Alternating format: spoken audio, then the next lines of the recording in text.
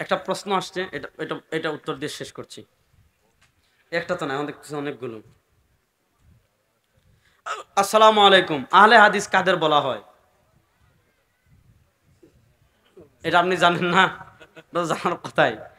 আহলুল হাদিস যারা হাদিস বিশেষজ্ঞ, মুহাদ্দিস, যারা হাদিস বর্ণনা করেন, হাদিস গবেষণা করেন, হাদিস সনদ মতন এগুলো পর্যালোচনা করেন, জরাহ তাদিল ইলাল্লাহ, এক কথায় যারা হাদিস বিশেষজ্ঞ, হাদিস গবেষণা করেন, হাদিস বর্ণনা করেন, এরা হলেন আহলুল হাদিস। আমাদের দেশে আমরা একটা দুঃখজনক বাস্তব হলো যে আরবি পড়তেই পারে না, হে আহলে হাদিস। কথা বুঝতেছেন? এটা মূলত কোনো ফিরকা না, এটা একটা পেশা। আহলুল হাদিস এটা একটা কিসের নাম? পেশার নাম। যদি এটা একটা ফিরকা হয়ে গেছে, দাড়ি ব্যতীত গালের উপর পশম লোম উঠিয়ে ফেলা, এই যে হাড্ডি, এই হাড্ডি, এইটা হলো দাড়ি, ঠিক আছে না? এটার উপরে যেটা আছে এটা আপনি তুলে ফেলতে পারবেন। হযরত দেওয়ানবাগীর মাজার ভাঙ্গার কারণে নাকি সবাই কাফের হয়ে গেছে। লা হাওলা ওয়ালা কুওয়াতা ইল্লা বিল্লাহ। দেওয়ানবাগী কাফের ছিল।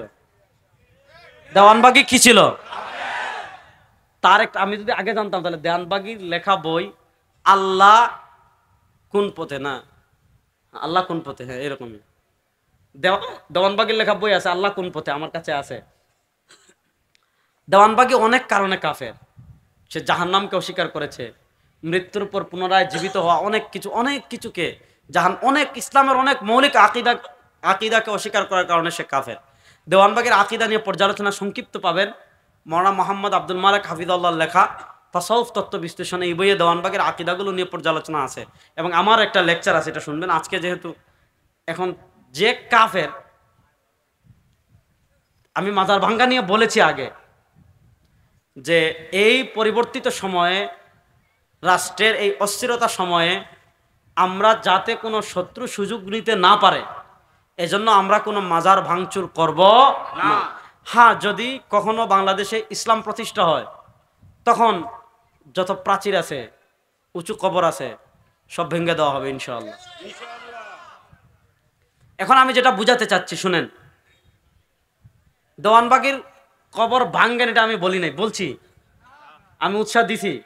এটা বাংলে, এটা তো নাওয়াকিজুল ইমান না ভাই। ইমান তো যায় শিরিক করলে, কুফুর করলে, জরুরিয়াতের দিন অস্বীকার করলে। নাওয়াকিজুল ইমান, ইমান ভঙ্গের কিছু কারণ আছে না?